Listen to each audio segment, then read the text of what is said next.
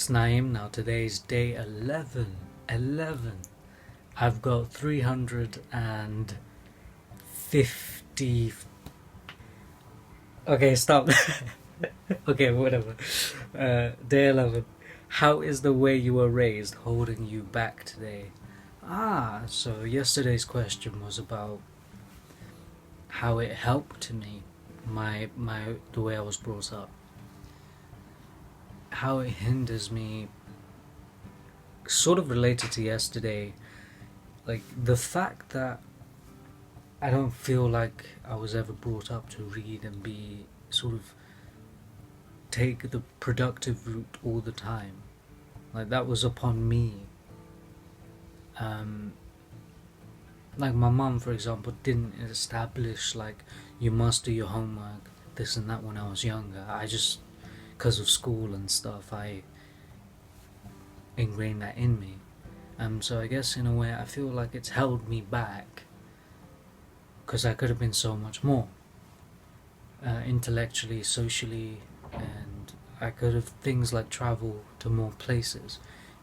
I never been to Bangladesh because A, we don't have a lot of money, and two, like it's just not in our way of doing things in life to travel.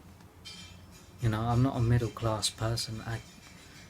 If I were to have kids, they probably would be middle class, given my education and, you know, praise be to God, if there is a God, that I get to,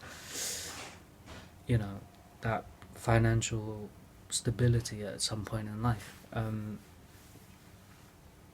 So I guess it holds me back in that sense because I feel like even at uni, for example, I went to a decent uni, and that's why I learned my degree philosophy, and I didn't really take advantage of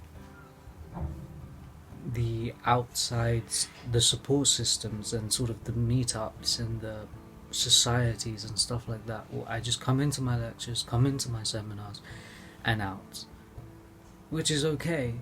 But I think university is obviously more than that. It's more than just pure studies. It's where you develop your relationships with other people such that you can climb that corporate ladder. I guess not everyone thinks in a corporate way, and nor should we all the time. But corporate, I mean, sort of, your traditional 9 to 5 work. Not all of us want that, especially since that we can sort of work from home now, given the internet and technology, and we can sort of find our own.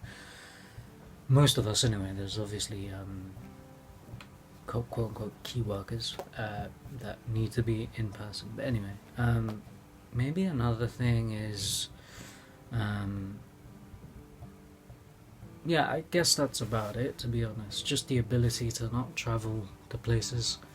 It doesn't necessarily hold me back now. Like, I'm old enough to make my own money and make my own decisions for the most part.